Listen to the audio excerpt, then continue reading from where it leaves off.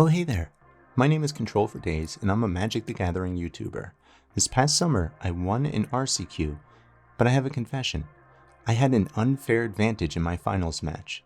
You see, I was playing Black-Green Yawgmoth, which I've tested for thousands of matches, but my opponent, who was on Blue-Red Murktide, admitted to me that he had never played the Yawg matchup before. I felt like I was cheating. What do you think?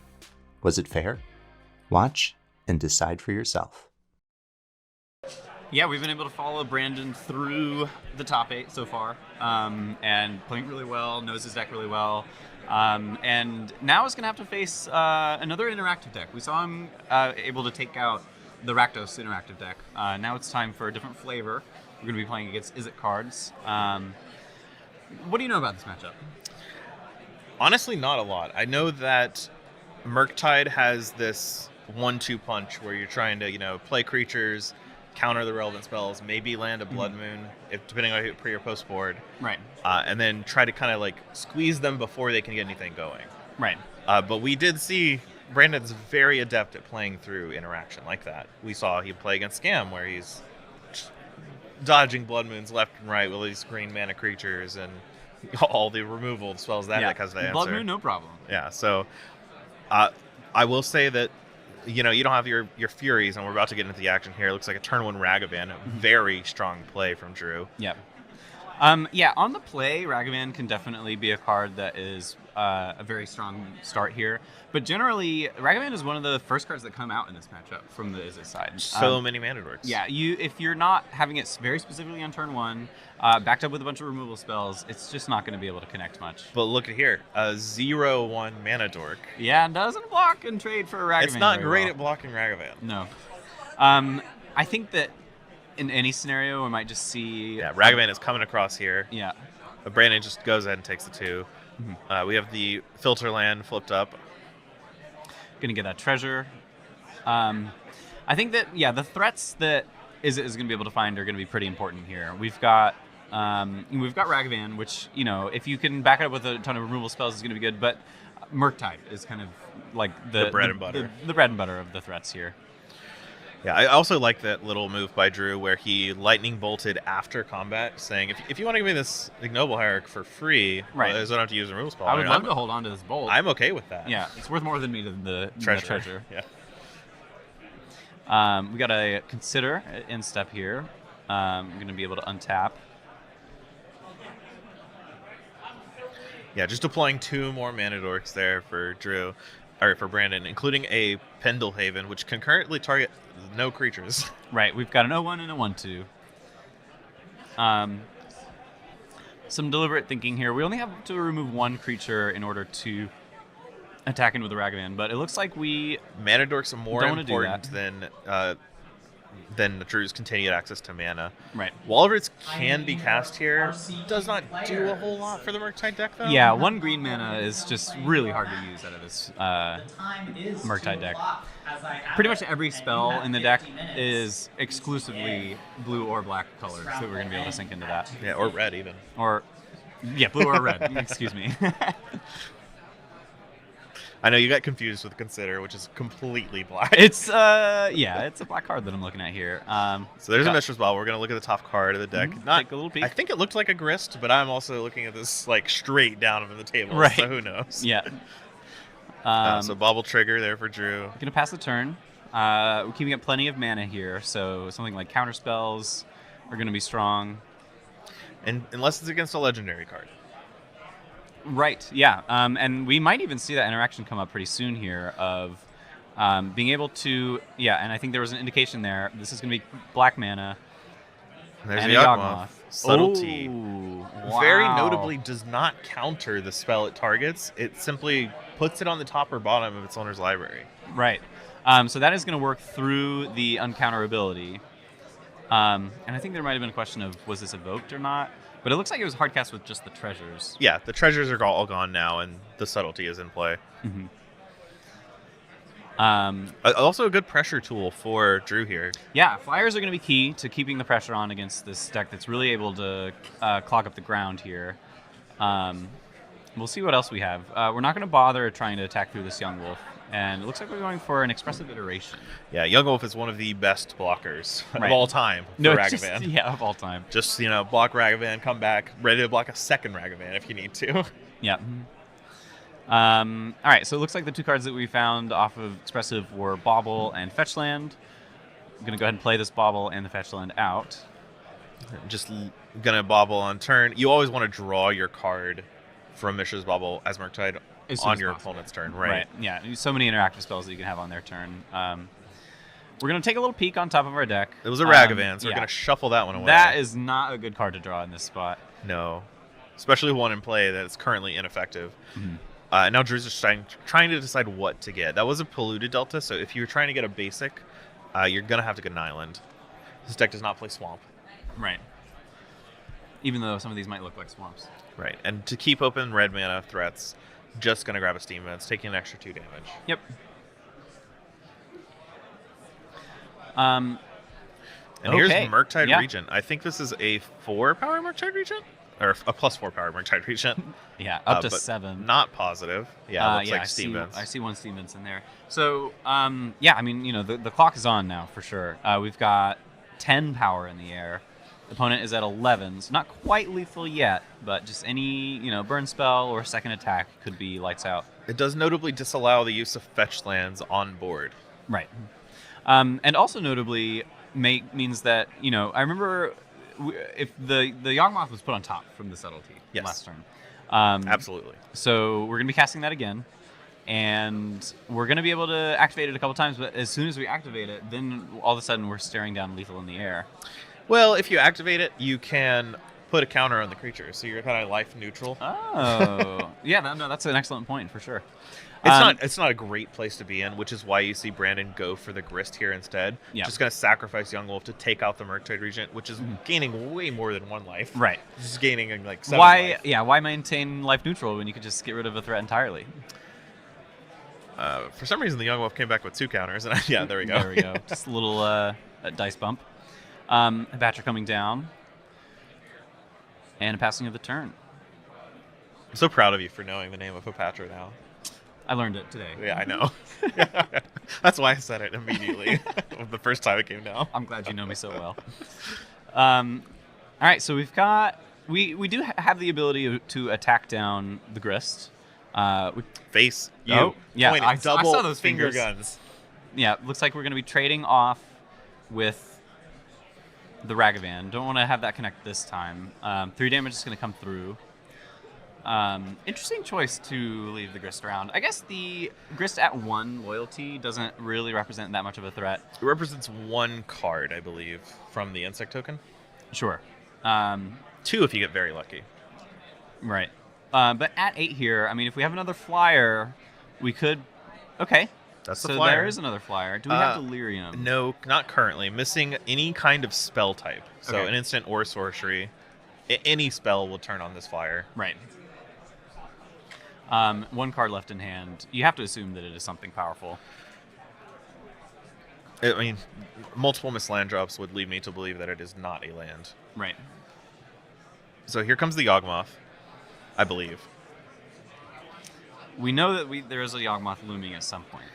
Gonna untap, think for a second. Mhm. If Yawgmoth is the play, you typically want to make your insect token first. Sure. Yep. There we go. So insect token, just 1. It's usually how it ends Elemental, up. not an insect. Yeah. Milled here. The only insect that these Yawgmoth decks play are Grist. Right.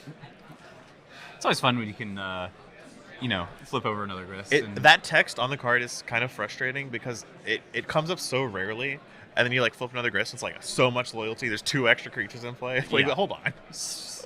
We got one. So finally, Yawgmoth comes down here, uncounterable due to the halfling, Yep. which is what Brandon is pointing at right now. Sacrifice to kill the Dragon's Chandler, which will trigger Hopatra to make a snake. Yeah. I'm so impressed that Brandon actually has the Death Touch Snake token. That one's kind of hard to get. Yeah. And I think it's in It's in different some language as yeah, well. Japanese, I believe. Hopatra coming in hot Yes. for 3 thanks to Exalted. Bang. In there. Put a counter on the Subtlety and get another snake. So now we're down to a 2/2 Subtlety. It can die to Yawgmoth which is not free. You're still taking the damage, but Yeah. Yeah, and we're able to just spend 1 life per -1/-1 counter and card drawn here. So pretty free. Not 100% free because of the life total, but right. This is a deck that does play Lightning Bolt. Right. The Murktide deck. Yeah, you don't want to get too low. We're not really worried about something like, Dash Ragavan into Lightning Bolt, but something like a Double Bolt could spell Doom. I think you're not allowed to play around Double Bolt when the subtlety would get you anyway. And there's a upkeep endurance to take away the ability to cast a Murktide, I believe, and a Chord of Calling as well. I see. Okay, so I think that we did this on the upkeep in anticipation of them having a spell. And there's a Spell Pierce. Yeah. So there was a spell left in hand, but it wasn't one that we could use to save Very the very Dragon's clever, Hammer. very clever stacking there. Putting the endurance and then using the endurance to Chord of Calling. Right. So that if any interactive spell was cast for the chord, it would go away. Okay, yeah. I like that a lot.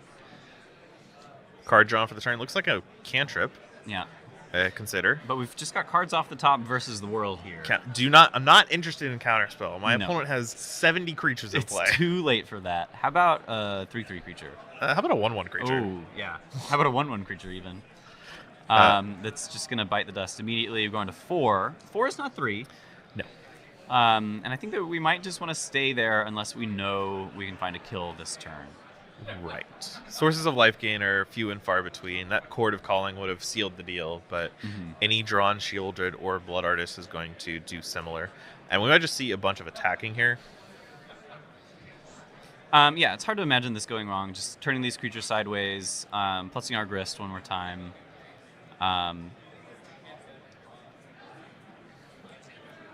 We're lining up creatures. Yeah, how much power do we have access to? It's going to be 2, 4, Yawgmoth 6, 7? Yes. 8 with the Pendlehaven? Sure. Yeah. if Yeah, you wanna use target the a Pendlehaven, snake. So that's just 2 turns of attacking. We leave one thing back in case of a drawn Ragavan or something like that. Yeah, no top deck is really going to kill you. You don't even have to leave anything back. You can just sacrifice Right. a snake as long as you're willing to kill your opponent on the following turn. I have to imagine that Izzet is on no outs at the moment. I think that's accurate. This insect also from Grist has not been upticked yet. Right. Also, chump blocks the Ragavan very cleanly. Yeah, and we are going to get that Pendlehaven. Pendlehaven activation. value right there. 1 damage in, please. So 8 can't trigger Exalted, but we still have the Pendlehaven. Right. Get that extra damage somewhere. Yeah, we'll find one. Hapatra triggers, but we're just gonna bounce some stuff off. I don't remember if Hapatra can put counters on your creatures or not. Looks like it can. We've got. Yeah, we're just putting a counter on the yeah, halfling. Putting a counter on the halfling, make Just another creature. distribute some power, but with another body. We still have opportunity to uptick Grist, which Brandon will do. So there is a Horizon Canopy land, making an insect. Yeah. Nourishing Peat land. Differentiate these insects from the snakes, not to be confused. Yeah, one has Death Touch, one does not. Right. But I don't think either is likely to, Come up. be confused right right now. Yeah. Okay, so we're at 6. We've got 1 draw step.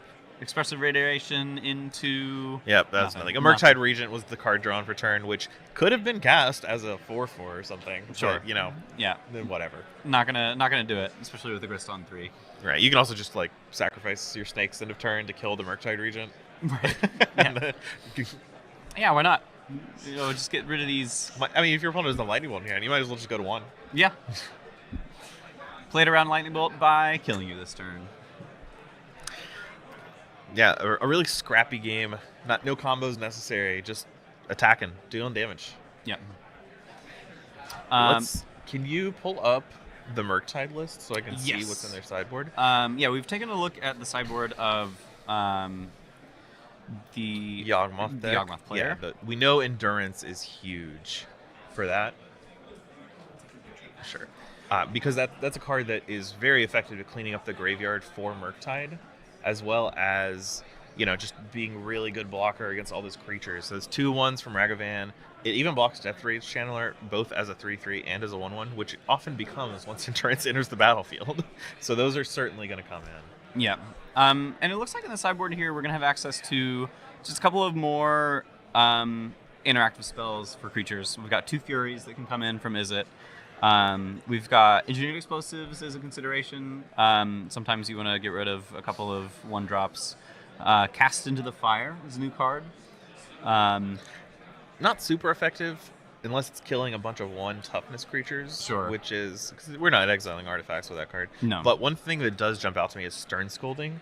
Okay. That is a very strong card against Yawgmoth if they do not have Delighted Halfling, because it does counter every creature in their deck except for Shieldred, including Yawgmoth, because you only need a power or a toughness of 2. Yawgmoth only has 2 power. You can Stern Scolding Yawgmoth for just a single mana. Yeah, no, that is a very important interaction, and I'm sure that one that we may see come up here. So yeah, just trying to be a little more interactive. We're going to be taking out some cards that are probably not things that you want in this matchup, such as the Ragavans. I think that you want your threats to fly in this matchup. We do have access to Dragon's Voice Channeler, Murktide Regent, and Subtlety, which are all flying threats. Probably going to be leaning a little more heavily on those.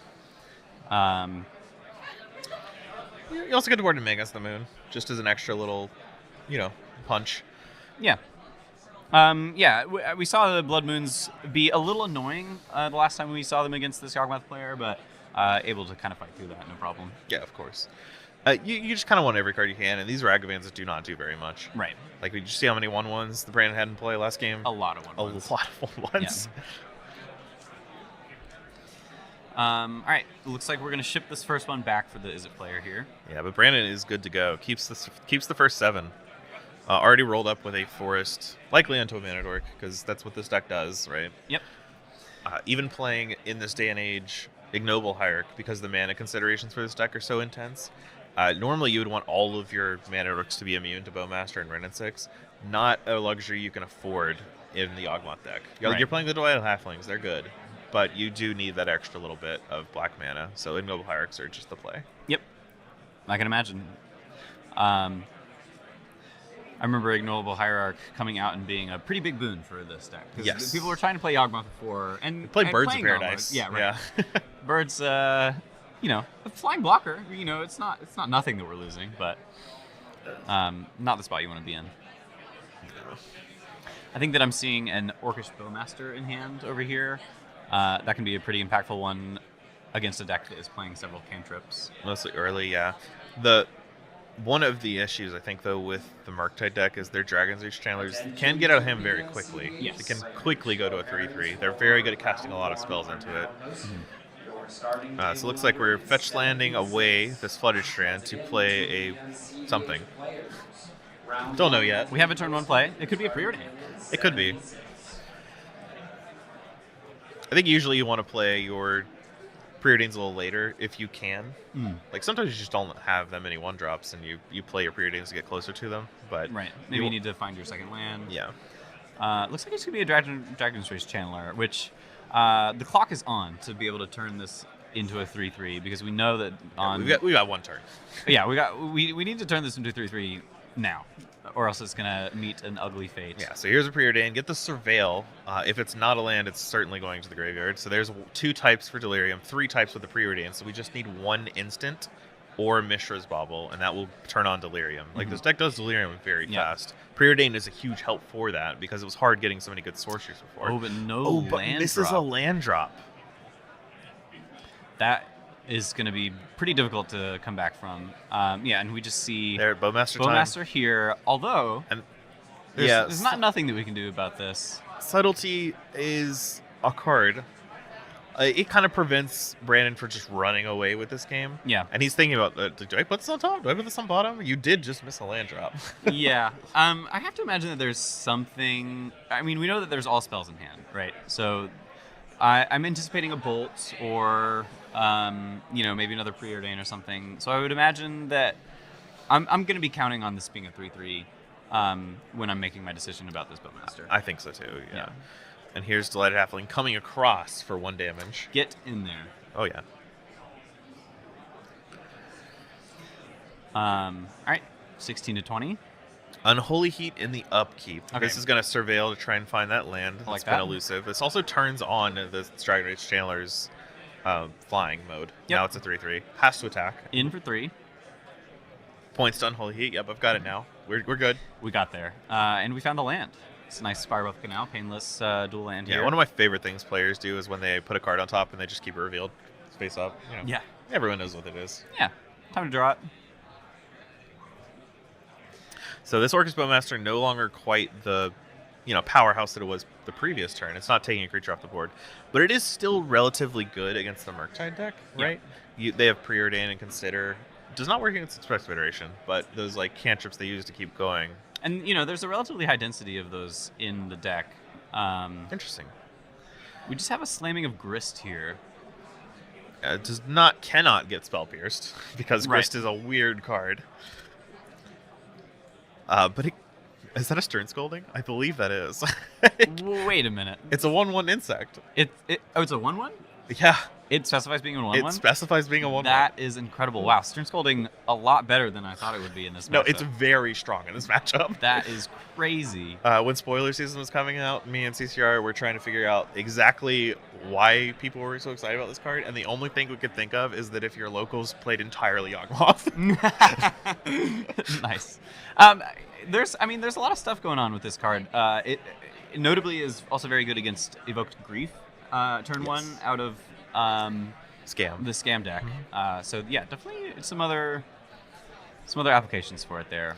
So here's a large Murktide region. I think it's just a +4. Mm-hmm.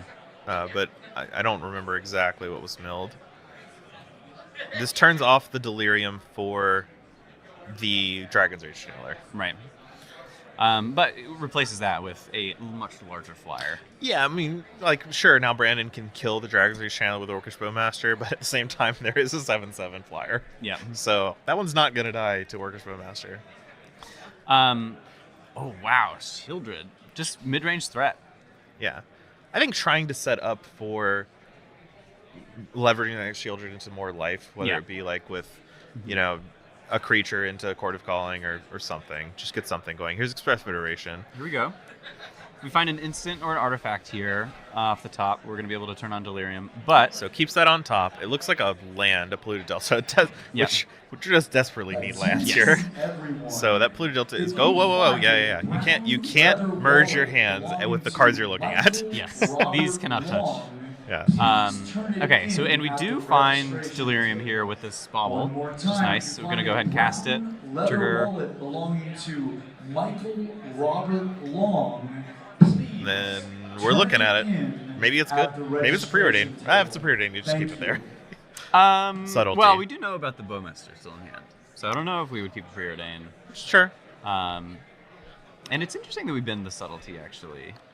No lands to cast it. No blue spells in hand. There's a Polluted Delta. That's probably it. And an unknown card. 10.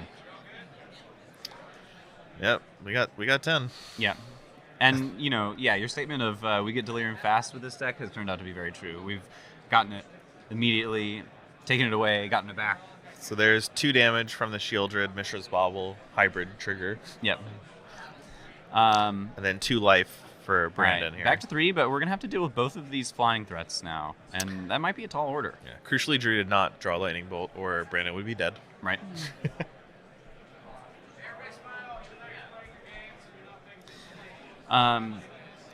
Yeah, wow. This game has been crazy. I mean, missed second land drop. We thought that there was just going to be a Bowmaster taking out the Dragon's Rage Channeler and shutting it out entirely. Drew has really done it. But he's been holding on. He's been really holding on. The Stern Scolding on the Grist was incredible. Yes. It was very strong. Yeah. Yeah, and I think that Brandon's just trying to figure out what the play is. Is there any way that I'm not dead? Can't No, figure there it is out, not. All right, and we found a game 3. Excellent. Yeah, wow. Who needs a second land? I honestly thought Drew was just done around that turn 1. Missed land drop, Bowmaster coming down, but Subtlety saves it. Saved You get it. a million Surveil triggers to fix your draws. And then we had the Murktide. Yeah, just rolled out. Yep. Perfect. Yeah. This is why, Murktide fell out of favor. There are not many Murktide decks in this tournament. It's a pet deck of a lot of people. It has been falling off, in Magic Online results and stuff like that. Right. But it does do powerful things.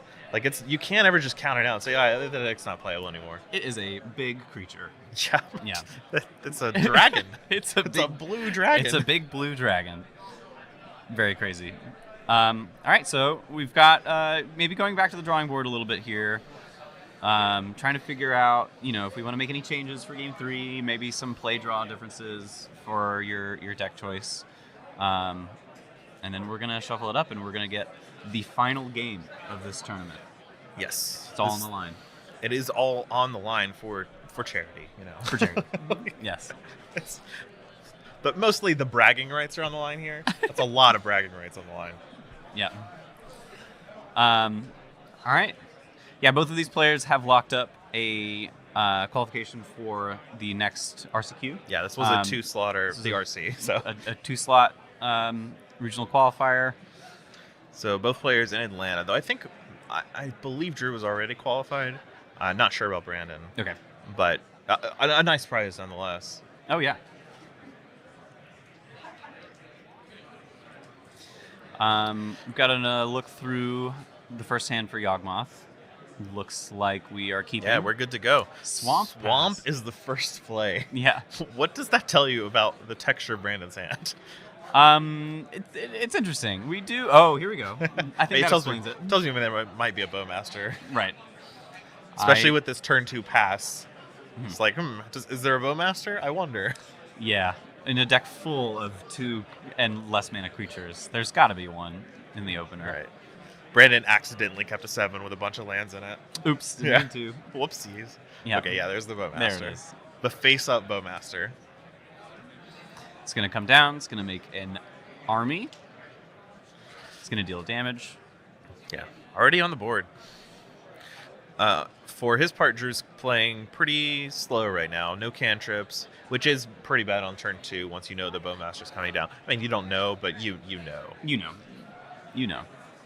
Yeah, and we'll see what kind of interaction Drew's going to have for this turn. He's also got a grip full of cards, so I think that we're gearing up for a pretty good one here. Nobody's stumbling. Seems like things are happening. Yeah. Coming in for 2 damage. So I do see a lightning bolt in Drew's hand. Chooses not to go ahead and bolt the Bowmaster. Right. So hand looks like it's more expressive iteration dense than cantrip dense. Okay. So don't need to worry about growing the army right away. Yawgmoth for green mana filtered through the swamp. Yeah, and I'm not sure what the other colored mana here was, but we've got... Yeah, we'll find out in a little bit. A question of, does the invite go down to 3rd place if one of the players is already qualified? It does not. I think the answer is no. The answer is almost always no. Wizards has no policy for passing down invites, right, unless it's at the Pro Tour. Gotcha. Okay. And sadly, though we did have Jake Beardsley in attendance, this is not the Pro Tour. Yeah, just the Pro Tour champion. Right. Yeah.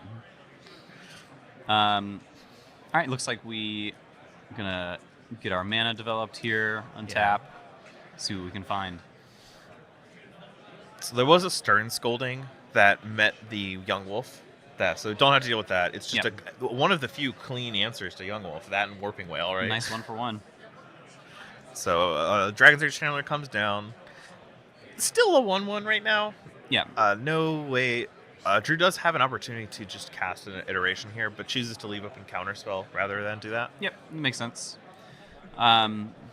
We are a little susceptible to another Bowmaster, but the past turn with 3 cards in hand, I think. It's kind of signaling. No land drop past the turn, plenty of mana. There's something going on. Possibly a Court of Calling? Yeah, and I think that we're going to, be respectful of the things that can happen, pass the turn back here. So this does play around Spell Pierce if we're just doing it for 2, because Walrus has not been activated this turn. Right, I like that play. Does not play around Counterspell, but nothing does, so whatever. Counterspell's Counterspell. Yeah. Maybe a Delighted Halfling could play around... not with Court of Calling. Well, okay. Yeah. You got me there. Consideration. Court of Calling for 2, not quite as scary as Court of Calling for more, so we're not just like slamming the counterspell here quite yet. We're going to be trying to consider what we want to do about it. What's interesting, and maybe possibly Drew was thinking about this, a chord for 2 does not necessarily imply like you're getting a huge synergy piece. You could just be getting another Bowmaster to kill this Dragon Stage Channeler, and then you can trade the Dragon Stage Channeler off. Drew has a Fury in hand. You just play the Fury next turn, kill the 2 Bowmasters, kill the army. You have a Fury in play. Yeah, like I like that. That's very clean. So you're conserving the counterspell in hand while setting up your Fury to be very strong. Right. Yeah, so some patience here. See if it gets rewarded. A lot of power, though. We're crunching in for 4. Just kind of on these incidental beatdowns, which this Yawgmoth deck is known for. Yeah, and they're pretty solid. Yep. Another land into pass. There are still spells in hand from Brandon, having still land drop last turn.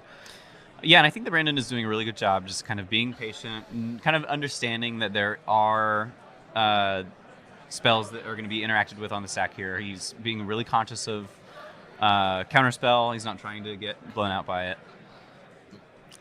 Oh, yeah, Drew did not draw a land here, which would have been excellent to just hard cast the Fury. So chooses to evoke it instead, cleaning up all of the orcs on the other side of the battlefield. Yep.